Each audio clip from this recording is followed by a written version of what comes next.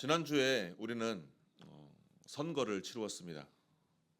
도지사, 시장, 그리고 교육감 등을 뽑는 우리나라의 지도자들을 뽑는 선거였습니다. 선거철만 되면 어김없이 등장하는 문구들이 나옵니다. 단어가 나옵니다. 새롭게 바꾸겠습니다. 이번에는 달라지겠습니다. 각 후보들마다 현수막과 공고물을 걸며 변화와 혁신 그리고 새로운 출발을 내걸며 자신 있게 당당하게 나아갑니다. 낡은 행정들은 뜯어 고치고 우리 주민들의 삶을 새롭고 행복하게 만들겠다는 약속들이 거리마다 넘쳐났습니다. 그런데 어떻습니까? 선거가 끝나고 나면 우리는 많이 알고 있습니다. 그 약속들이 얼마나 지켜지는지, 또 그 약속들이 얼마나 흐지부지 되는지, 간판의 내용만 바뀌고 그 안은 여전히 그대로인 것이 지금까지의 우리나라였습니다. 겉모습만 산뜻하게 새로 단장하고 그리고 안은 낡은 뼈대만 남아있는, 즉 우리는 리모델링이라고 하지만 여전히 그 안은 썩어 있는 경우가 너무나도 많았던 것이 우리나라의 현실입니다. 자, 건축에서 리모델링이란 무엇일까요? 바로 단순히 외벽만 새롭게 칠하는 것이 아니라 그 안에 내부까지 전부 다 바꾸는 것입니다. 그렇다면 진정한 리모델링을 하기 위해서는 어떻게 해야 될까요? 내부나 외부의 구조적인 문제를 온전하게 판단을 하고 진단을 하고 낡고 위험한 부분이 있다면 과감하게 철거한 후에 더 튼튼하고 새로운 설계로 다시 세우는 것이 진정한 리모델링입니다. 그런데 오늘 하나님께서는 우리에게도 똑같은 질문을 하십니다. 우리의 신앙은 진짜 리모델링이 되어 있습니까? 아니면 겉만 새로 칠한 것입니까? 사도 바울은 에베소 교회 성도들에게 또 오늘 우리들에게 진정한 신앙의 리모델링을 하라고 선언하고 있습니다. 그렇다면 진정한 신앙의 리모델링을 하기 위해서는 어떻게 해야 하겠습니까? 그 첫 번째가 옛사람을 벗어버려야 합니다. 본문 22절 말씀입니다. 함께 읽겠습니다. 시작. 너희는 유혹의 욕심을 따라 썩어져가는 구습을 따르는 옛 사람을 벗어버리고. 아멘. 자, 바울이 말하는 옛사람은 무엇을 말할까요? 단순히 나이 든 사람을 얘기할까요? 아닙니다. 아담 안에 태어난 죄의 본성, 즉 하나님과 단절된 상태에 있는 그 사람을 옛사람이라고 표현하고 있습니다. 그래서 로마서 6장 6절에서도 같은 표현을 하고 있습니다. 우리가 알거니와 우리의 옛사람이 예수와 함께 십자가에 못 박힌 것은 죄의 몸이 죽어 다시는 우리가 죄에게 종노릇 하지 아니하려 함이니. 유혹의 욕심을 따라 썩어져가는 표현이 매우 중요합니다. 자, 옛사람은 지금 이 순간에도 이 안에서 부패하고 썩어져 가고 있다라는 것입니다. 건물이 방치되어 있으면 어떻습니까? 매일매일 조금씩 건물이 무너져 갑니다. 그래서 그 건물이 방치되어 있지 않기 위해서 건물의 주인은 매일매일 건물을 가꾸고 청소하고 힘씁니다. 하나님은 하나님이 없는 옛 본성을 가만히 두고 있다면 그 사람은 여전히 하나님의 없는 삶으로 낡은 건물처럼 방치가 되어서 점점 무너져 내린다는 것입니다. 그런데 벗어버리다라는 행위는 헬라의 원어적 의미를 따져본다면 한 번의 단호한 결단으로 벗어버리는 것을 의미합니다. 자, 아무도 옷을 벗는데 망설이지 않습니다. 더러워진 옷을 벗는 것에 망설이지 않습니다. 왜? 더러워진 옷을 벗고 깨끗하게 씻어야 새로운 옷을 입을 수 있기 때문입니다. 신앙의 리모델링은 바로 이러한 결단에서부터 시작이 되는 것입니다. 낡고 썩어 빠진 것들을 과감하게 벗어버려야 새로운 것을 입을 수 있는 것입니다. 그런데 오늘 우리 주변에 보면 여전히 우리 안에 옛사람이 남아있는 것들을 많이 봅니다.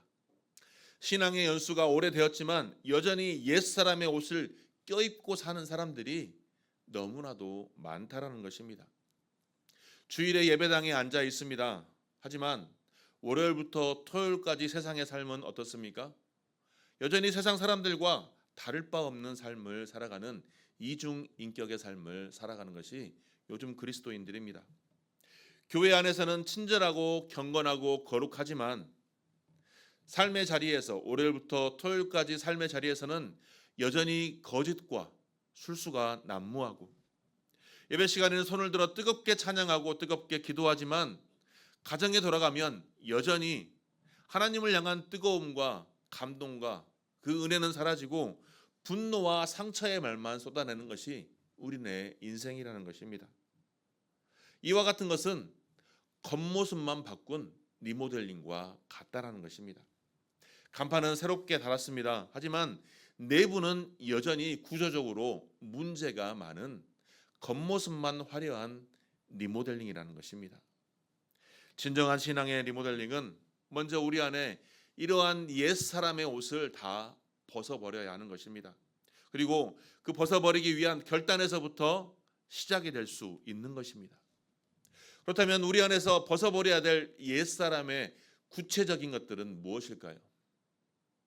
하나님보다 더 소중하게 여기는 물질에 대한 탐심, 상대방을 무너뜨리려고 하는 미움과 분노, 진실을 왜곡하고 있는 거짓과 위선, 남을 판단하고 정죄하려는 교만한 마음, 그리고 이 정도면 충분하지, 내가 이처럼 주일날 빠지지 않고 예배드리는데 이 정도면 충분하지 않느냐라는 영적인 안주,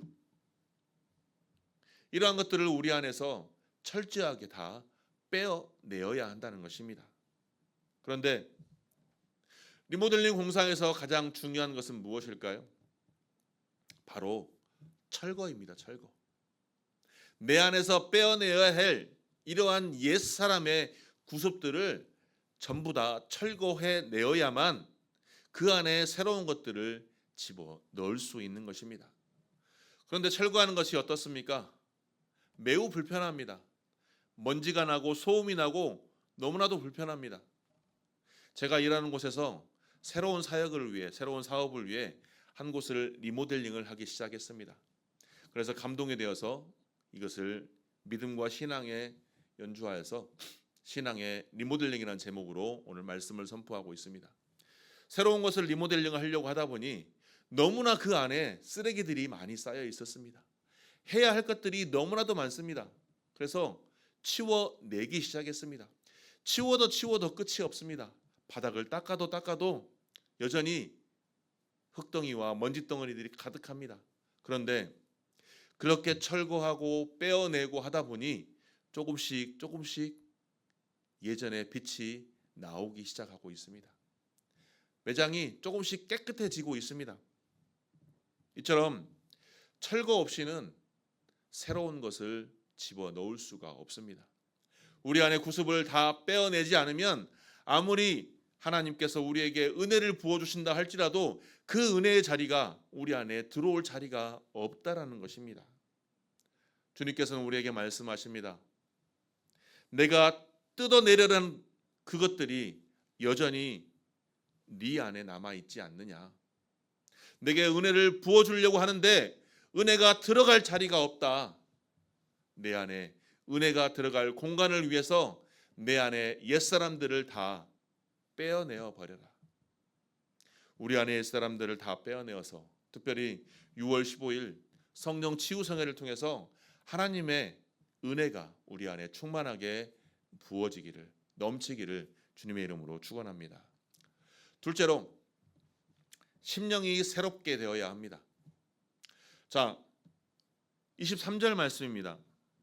오직 너희의 심령이 새롭게 되어. 자, 리모델링을 하기 위해서 외벽을 철거하고 안에 내부를 깨끗이 치웠다고 해서 리모델링이 끝나는 것입니까? 자, 새로운 것을 집어넣기 위해 우리는 안에 있는 것들을 전부 다 깨끗하게 치워내었습니다. 그러면 그 안에 무엇을 채워 넣어야 할까요? 오늘 23절에 말씀하신 것처럼 너희의 심령이 새롭게 되는 것, 바로 신앙 리모델링의 두 번째 단계인 것입니다. 자, 신령이라는 단어는 결국 우리 안에 마음의 영을 뜻합니다. 단순한 감정이나 의지의 차원을 넘어서는 것입니다. 우리가 세상을 바라보는 관점, 가치관, 삶의 방향성들을 가리키는 것입니다.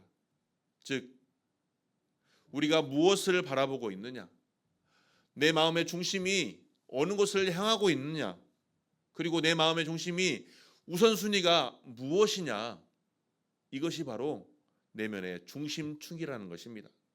그런데 그 중심축이 새롭게 된다라는 것, 그 무엇을 뜻할까요?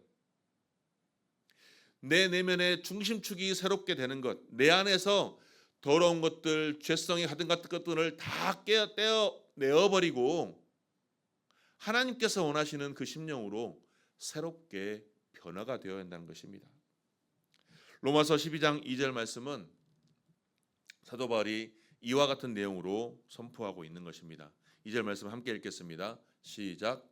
너희는 이 세대를 본받지 말고 오직 마음을 새롭게 함으로 변화를 받아 하나님의 선하시고 기뻐하시고 온전하신 뜻이 무엇인지 분별을 하도록 하라. 아멘. 자, 변화를 받는다는 건 무엇일까요? 변화를 받는다는 것. 내 안의 모든 것들이 하나님의 은혜로, 하나님의 사람으로 변화가 된다는 것입니다. 즉, 죄성 가득한 사람에서 은혜 충만한 사람으로, 여전히 죄인된 삶에서 성령 충만한 삶으로 변화가 된다는 것입니다. 이 세대를 본받지 말고라는 것은 무엇일까요? 여전히 죄성 가득한 삶을, 그 삶을 살아가지 말고 마음이 하나님의 은혜로 새롭게 변화가 되어서 하나님께서 원하시는 삶으로 우리의 존재 자체가 새롭게 변화된다는 것입니다. 교회에 한 번도 다니지 않았던 사람이 교회를 오게 되면 제일 먼저 변화되는 것이 무엇일까요? 무엇을 보고 변화가 될까요? 옆에 있는 사람들의 삶의 모습을 보며, 그 사람을 보며 믿음이 쌓여가는 것입니다. 교회 처음 왔는데 여전히 교회에 있는 성도들이, 장로님들이, 권사님들이, 집사님들이 자신과 다를 바 없는 삶을 살아간다면 교회에 와도 똑같구나라고 생각할 것입니다.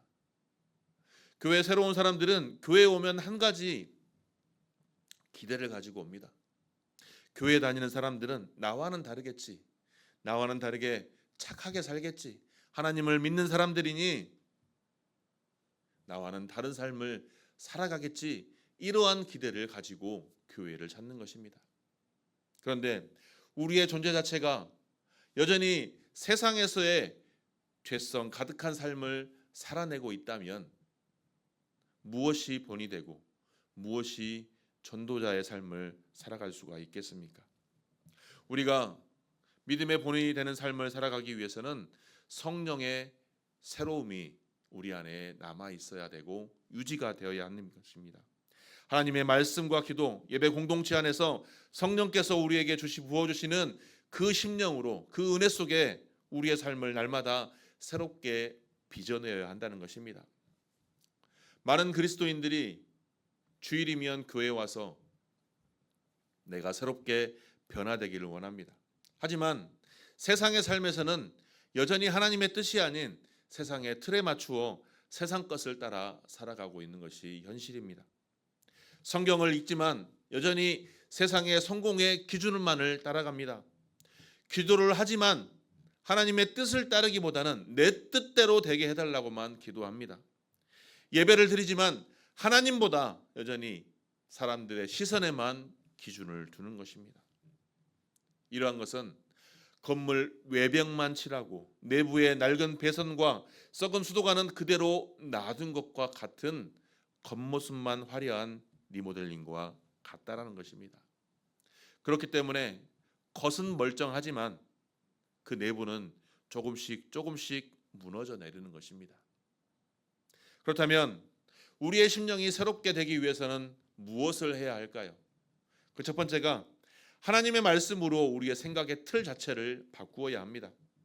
말씀 앞에서 내가 지금 이 상황에서 하나님께서는 어떻게 하기를 원하실 것인가? 세상이 말하는 기준과 세상이 말하는 행복과 그 가치관대로 살아갈 것인가? 아니면 하나님의 기준으로 내 삶을 재정렬할 것인가?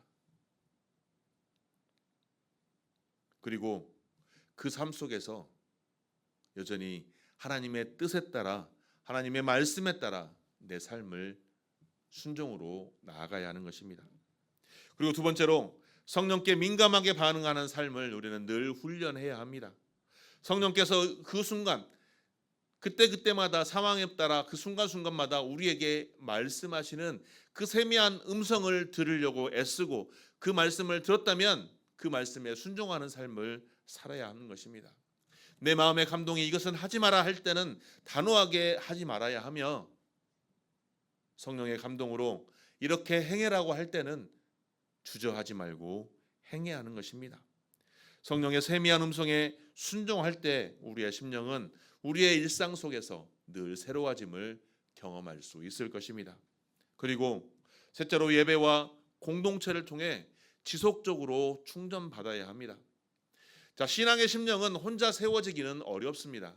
함께 말씀을 듣고 함께 찬양하며 함께 기도할 때 함께 나눌 때 우리 안에 새로운 공동체가 새로운 심령이 새롭게 세워져 가는 것이 우리 안에 예배 공동체입니다. 그래서 하나님께서는 그러한 공동체 안에서 하나님의 말씀으로 찬양으로 기도로 서로 나눔으로 봉사로 세워지는 교회를 세우신 것입니다. 요즘 전주에도 보면 구도심에 리모델링들을 한 건물들을 많이 볼 수 있습니다. 겉모습은 낡아 있지만 실질적으로 안에 들어가 보면 너무나도 새롭게 리모델링 되어서 정말 화려하게 많은 것들이 변화되는 것들을 볼 수 있습니다. 우리의 신앙도 마찬가지입니다.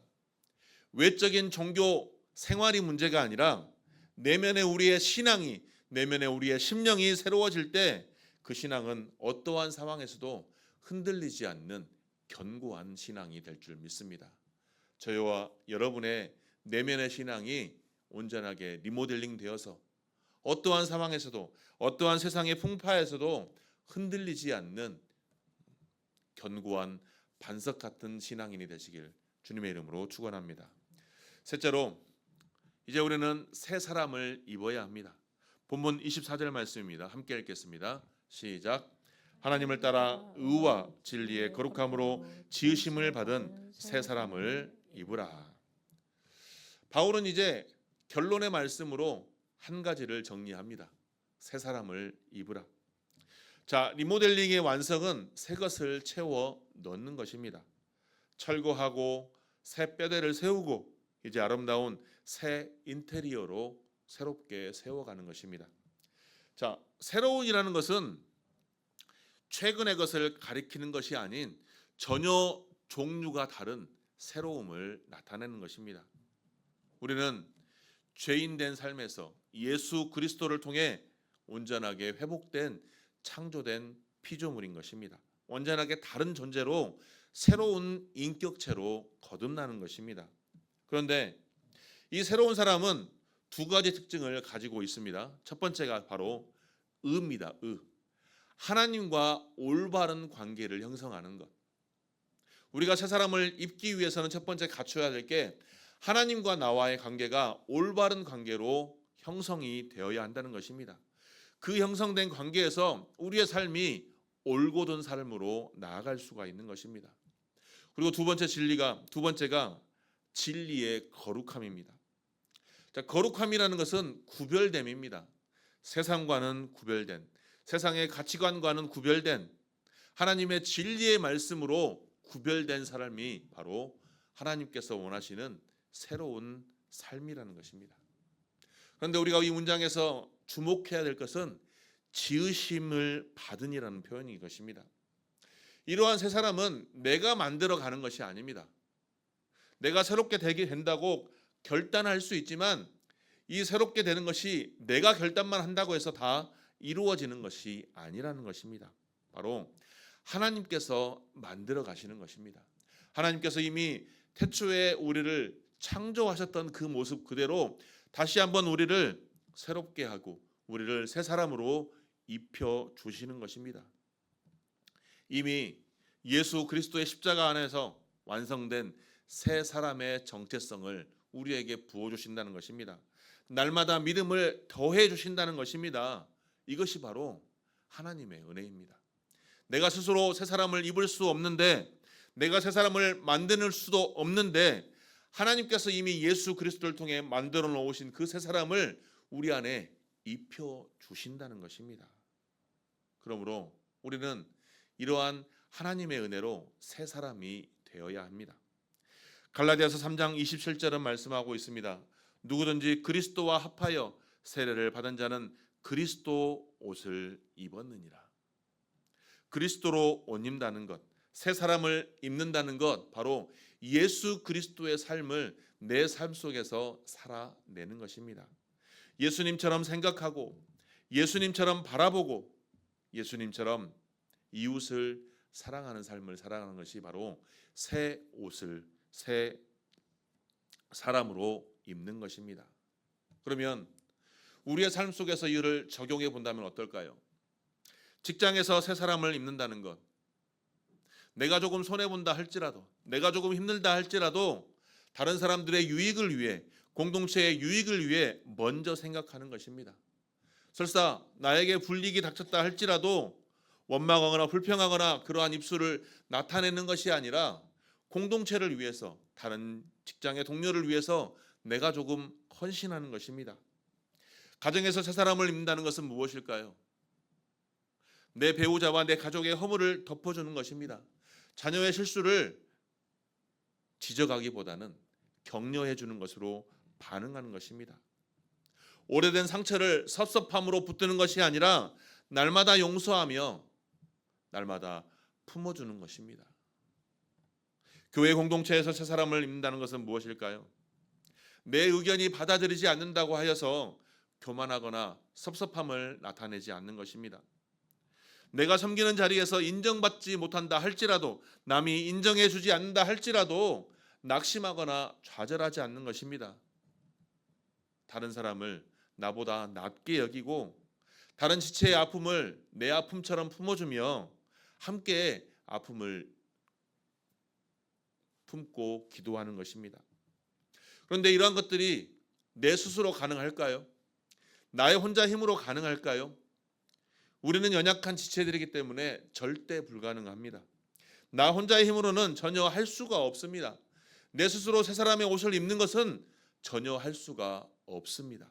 그러나 하나님께서 우리를 너무나 사랑하셔서 우리에게 늘 새 사람의 옷을 지어 입히신다는 사실을 우리가 기억해야 할 것입니다. 우리는 다만 이러한 사실을 믿음으로 날마다 내 그 새 사람의 옷을 입는다는 결단을 통해서 하나님의 은혜 속에 감사의 고백을 하는 것이 우리가 해야 될 일이라는 것입니다.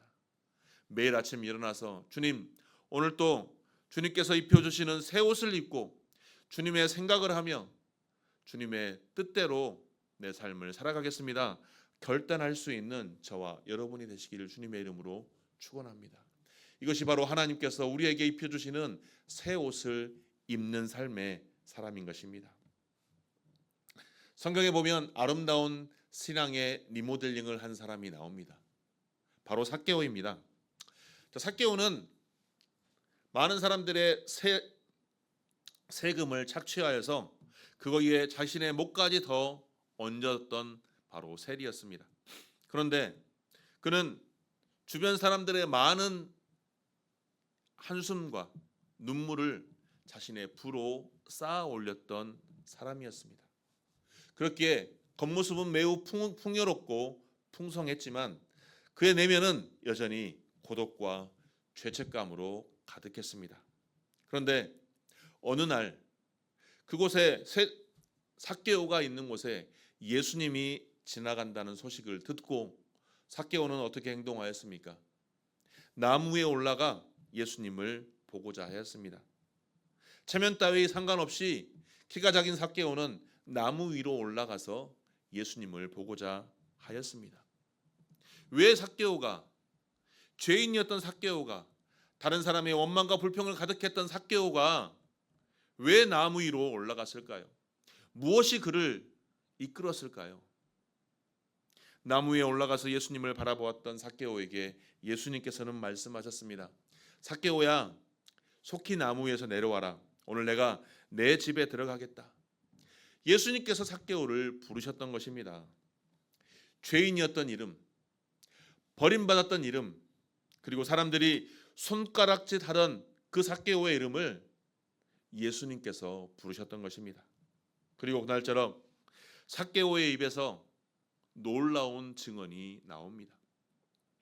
주여 보시옵소서, 내 소유의 절반을 가난한 자들에게 주겠습니다. 만일 누구에게 속여서 빼앗은 일이 있다면 4배로 갚겠습니다. 아무도 삭개오에게 강요하지 않았습니다. 예수님도 명령하지 않았습니다. 하지만 삭개오는 변했습니다. 이것이 바로 신앙의 리모델링입니다. 탐심과 불의로 가득했던 삭개오가 옛사람의 옷을 벗어버렸습니다. 예수님과의 만남이 그의 내면의 모든 근감부터 흔들어 버렸던 것입니다. 즉 삭개오의 심령이 새롭게 된 것입니다. 그리고 나눔과 회복과 정직의 사람으로 새 사람의 옷을 입은 것입니다. 결국 예수님께서는 그날 삭개오에게 선언하셨습니다. 오늘 구원이 이 집에 이르렀으니 이 사람도 아브라함의 자손이다. 삭개오의 집이 리모델링 된 것이 아니라 삭개오의 신앙이 리모델링 된 것입니다. 사랑하는 성도 여러분, 여전히 세상에는 수많은 약속들이 존재합니다. 특별히 선거철에는 그러한 약속들이 너무나도 난무하게 존재합니다. 하지만 우리 안에 새로운 시작은 바로 십자가 앞에서 우리의 신앙이 온전하게 리모델링 되는 것입니다. 제도와 정책이 우리의 근본을 바꿀 수는 없습니다. 오직 예수 그리스도의 십자가만이 우리를 근본적으로 바꾸어낼 수 있는 신앙의 리모델링을 할 수 있는 것입니다. 우리의 자리에서 우리의 각자에게, 나에게 직접 물어보시기 바랍니다. 나의 오래된 습관과 죄의 패턴을 그대로 안고 여전히 겉모습만 종교 생활만 할 것인지, 아니면 내 안의 옛사람은 온전히 벗어버리고 심령이 새롭게 되어 하나님께서 원하시는 새로운 사람의 새 옷을 입을 것인지. 하나님께서는 오늘 또 우리에게 말씀하십니다. 내가 오늘 너를 택했다. 하나님께서는 포기하지 않으십니다. 여전히 우리를 바라보시며 우리를 지켜주십니다. 그래서 우리의 삶이, 우리의 신앙이 리모델링 되어서 하나님께서 원하시는 복된 사람이 되기를 원하시는 것입니다. 삭개오가 온전히 새롭게 리모델링 되어서 성경에 기록된 것처럼 하나님께서 원하시는 신앙의 리모델링이 오늘 저와 여러분의 신앙의 리모델링이 되기를 주님의 이름으로 축원합니다. 그러기 위해서 옛사람을 벗어버리시기 바랍니다. 심령이 새로워지시기를 바랍니다. 그리고 하나님께서 원하시는 그 새 사람을 입고 온전한 신앙의 리모델링이 되어서 하나님께서 원하시는 새로운 사역들을 온전히 감당하며 우리에게 맡겨진 예배자의 삶, 또한 전도자의 삶, 또한 거룩한 삶으로 하나님께 영광 돌리는 귀한 주의 권속들이 되시기를 주님의 이름으로 축원합니다.